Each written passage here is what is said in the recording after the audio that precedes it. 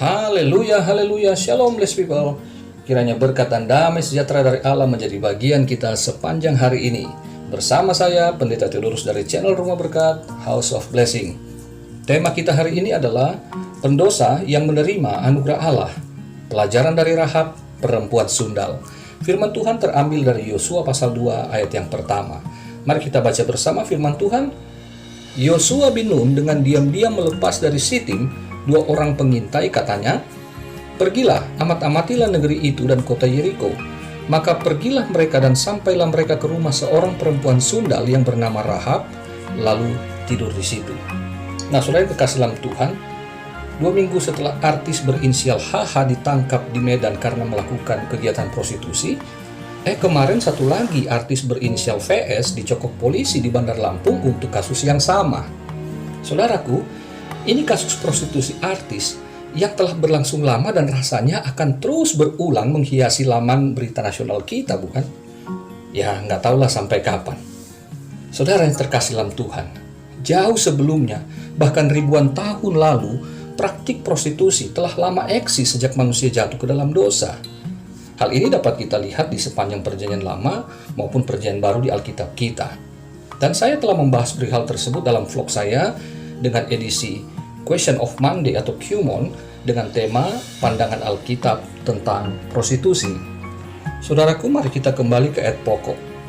Di Yosua pasal 2 ini dikatakan, sebelum atau tidak lama lagi ketika Israel akan memasuki dan menduduki tanah Kanaan, maka untuk meyakinkan Yosua sebelum melakukan penyerangan, ia mengutus 2 orang pengintai ke Yeriko yang merupakan kota benteng terkuat di sana. Nah, ini merupakan operasi intelijen yang sangat luar biasa di masa-masa kuno seperti itu. Ya, ini cikal bakal agen Mossad yang hebat itu di kemudian hari. Saudara yang kekasih dalam Tuhan, di Yosua pasal 2 ini, menurut saya, tokoh utamanya adalah Rahab. Saudara setuju? Rahab, si perempuan sundal. Haleluya. Nah, saudaraku, di mata masyarakat, ia adalah sampah. Ya, masyarakat pandangan kita yang beragama. Tapi memang pada saat itu mungkin kehidupan Rahab ya biasa-biasa saja di mata orang-orang itu. Nah, saudara, mari kita lihat bahwa di mata Allah, ya, sesuai dengan bacaan Alkitab kita hari ini, di mata Allah, Rahab adalah salah satu pahlawan iman. Kok bisa gitu? Saudaraku, perhatikan, penulis surat Ibrani oleh ilham Roh Kudus mencatatkan nama Rahab, si pendosa itu, dia termasuk dalam deretan pahlawan iman Perjanjian Lama. Dan hebatnya saudara, Rahab adalah satu-satunya nama perempuan non-Ibrani. Dan nama Rahab ini mewakili semua orang non-Israel yang diselamatkan oleh Allah. Itulah tema kita hari ini, pendosa yang menerima anugerah Allah. Haleluya.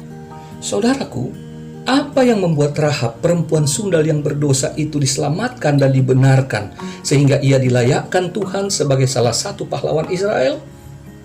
Pertama, karena iman, Rahab diselamatkan. Ibrani pasal 11 ayat 31. Yang kedua, karena perbuatan, maka Rahab dibenarkan. Yakobus pasal 2 ayat 25. Nah, untuk jelasnya iman dan perbuatan Rahab itu, mari kita kembali ke Yosua pasal 2. Kita bahas 2 bagian ini. Bagian yang pertama, karena iman. Perhatikan saudara, Rahab dan warga Yeriko ternyata telah mendengar tentang Tuhan Allah Israel yang Maha Kuasa, yang telah membebaskan Israel dari tanah Mesir dan bangsa-bangsa yang telah dikalahkan Israel dalam perjalanan mereka ke tanah Kanaan. Dalam Yosua pasal 2 ayat 8 sampai 10. Lalu dikatakan di sana bahwa Rahab mengakui Tuhan Allah Israel sebagai Allah yang berkuasa atas langit dan bumi. Pasal 2 ayat 11. Saudaraku, bangsa Kanaan mengenal banyak Allah, banyak ilah yang berkuasa di langit dan berkuasa di bumi. Tetapi dari apa yang dikatakan Rahab, bahwa inilah pengakuan yang sangat sederhana dan primitif mungkin akan pengakuannya, Tuhan Allah Israel, dialah Allah segala Allah, Tuhan atas segala Tuhan. Haleluya. Jadi saudaraku, Rahab telah mendengar tentang Tuhan, entah dari siapa. Tapi yang jelas, ia kemudian menjadi percaya. Dan saudara, ia juga percaya bahwa ia dan keluarganya akan diselamatkan apabila Tuhan menghancurkan Yeriko. Di pasal 2 ayat 12 dan 13. Luar biasa bukan? Ini iman. Jangan kita bayangkan iman kita yang telah terbentuk dari sekolah minggu, atau kita Kristen sejak lahir yang rajin masuk gereja. Saudaraku, ini iman yang mula-mula, yang hanya dia dengar. Dia belum pernah ketemu dengan orang Israel. Dia belum pernah ketemu dengan imam-imam yang melayani di kemah suci. Ia hanya mendengar bahwa ada Tuhan Allah yang sanggup membebaskan Israel, bangsa yang kecil, yang kemudian dengan cara yang ajaib lepas dari tangan Mesir, yang bagi bangsa-bangsa zaman itu mustahil bisa lepas dari Mesir. Saudara, kemudian mereka melewati banyak tantangan, bangsa-bangsa yang kuat ternyata bisa dikalahkan dengan mudah oleh Israel. Dan atas pengakuannya bahwa mereka ternyata penduduk kota itu telah sangat ketakutan karena mendengar nama Tuhan Allahnya Israel itu. Bagian yang kedua, karena perbuatan. Saudara, Rahab mempertaruhkan nyawanya demi melindungi 2 orang pengintai Israel yang ketahuan masuk ke rumahnya oleh raja kota Yeriko. Pasal 2 ayat 2-3. Kemudian Rahab mengecoh penyidik raja, tim penyidik yang diutus raja, sehingga pasukan keamanan kota pergi ke arah yang sia-sia. Dalam pasal 2 ayat 4-7. Saudaraku, ada beberapa pendapat mengenai ini. Semuanya dari teolog Kristen yang sangat dikenal. Pandangan yang pertama mengatakan Rahab dengan iman benar, tetapi perbuatannya itu salah karena ia berbohong mengenai 2 pengintai itu, 2 agen intelijen Israel itu. Nah saudara, pandangan yang kedua mengatakan bahwa Rahab dalam kebohongannya dapat dibenarkan karena ia sedang berbicara dengan orang yang tidak mengenal Allah, perjanjian Israel. Jadi boleh. Tetapi saudara, saya lebih cenderung pada pandangan yang ketiga, yaitu bahwa iman dan perbuatan Rahab tidak dapat dipisahkan satu dengan yang lain. Apakah dengan hal ini saya membenarkan kebohongan Rahab? Tidak saudara. Saya tidak berbicara tentang Rahab yang berbohong, tetapi ini soal strategi intelijen. Saudaraku yang terkasih dalam Tuhan, bahwa perbuatan iman dan perbuatan Rahab sekali lagi tidak dapat dipisahkan satu dengan yang lain, yaitu imannya kepada Allah, dan dia yakin bahwa kedua pengintai ini, kedua agen intelijen Israel ini nantinya yang akan membuat satu perubahan dengan mereka pergi atau pulang ke pasukannya. Nah saudara, dalam pemahaman intelijen dasar saudara, bahwa apa yang dilakukan Rahab ini itu dinamakan dengan kontra intelijen. Jadi saudara, bahwa Rahab adalah perempuan pertama yang dicatat Alkitab sebagai agen kontra intelijen Israel yang pertama. Haleluya saudara. Oke, sekarang kita maju. Bahwa kemudian dicatat di sana Rahab menolong kedua pengintai Israel untuk keluar dari Yeriko dengan selamat. Di pasal 2 ayat 15-16 dan ayat 21 dan 22. Dan hasil akhirnya saudara, Rahab dan seisi rumahnya diselamatkan karena iman dan perbuatannya. Pasal 2 ayat 17 ayat 22 sampai 25. Pasal 6 ya, maksud saya pasal 6 ayat 17 ayat 22 sampai 25. Dan Rahab kemudian dikatakan seumur hidupnya ia menjadi bagian dari orang Israel, dan bahkan Rahab mendapatkan kehormatan untuk menjadi ibu yang melahirkan keturunan Mesias, yaitu Yesus Kristus Tuhan kita, dalam Matius pasal 1 ayat yang kelima. Saudara yang kekasih dalam Tuhan, bahwa kita lihat seorang pendosa yang dianggap tidak mungkin dapat jadi berkat, oleh anugerah Allah ia diselamatkan.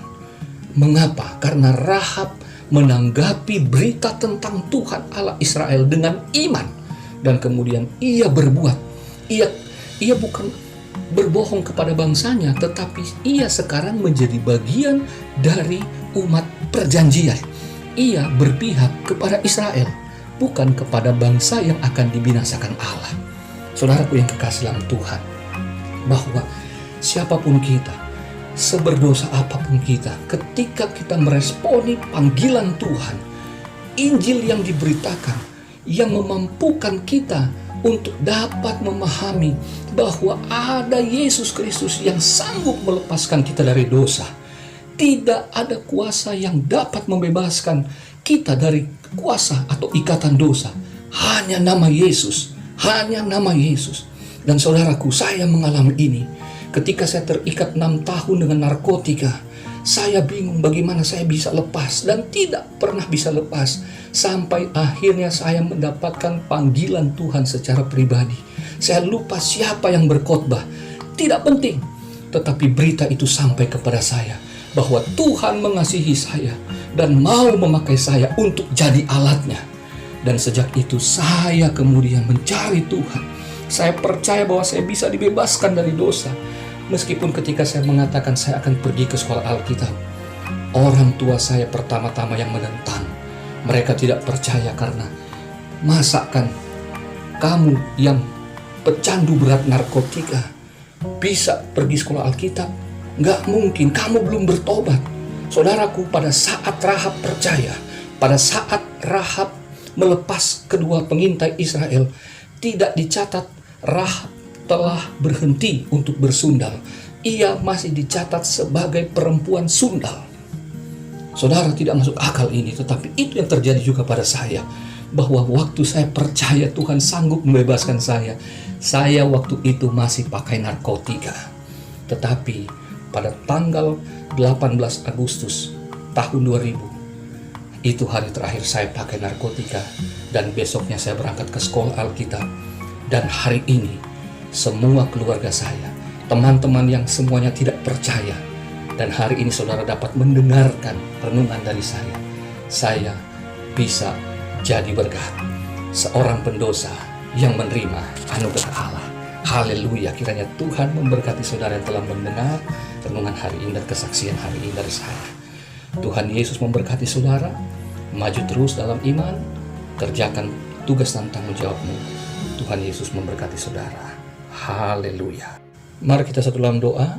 Ya Bapa di sorga, setelah kami dengarkan firman-Mu, kami sungguh bersyukur bahwa Tuhan memakai orang-orang untuk jadi berkat, bukan karena mereka benar. Termasuk saya, kalau Tuhan telah panggil saya untuk jadi berkat bagi orang lain, untuk menyaksikan cinta kasih Tuhan, maka kami bersyukur karena kami bukan dengan latar belakang orang suci, tapi kami diselamatkan oleh karena anugerah, dan kami dikuduskan oleh darah Yesus. Dan kami terus disucikan dan terus dipulihkan kehidupan kami untuk menjadi seperti Kristus oleh pertolongan firman Allah dan Roh Kudus, sehingga kami dapat mengenal kasih Bapa yang dapat kami bagi juga dalam kehidupan kami sehari-hari.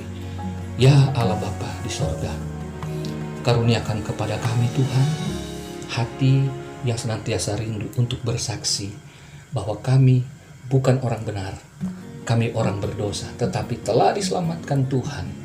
Untuk itu kami mau berbagi kasih ini, berbagi cerita tentang Yesus yang menyelamatkan itu kepada saudara kami, kepada teman-teman kami, siapapun yang kami kenal, sehingga nama Tuhan dipuji dan diagungkan. Ini doa sembahyang kami, berkati kami sepanjang hari ini dan pekerjaan serta keluarga kami. Di dalam nama Yesus kami berdoa, mengucap syukur. Haleluya. Amin.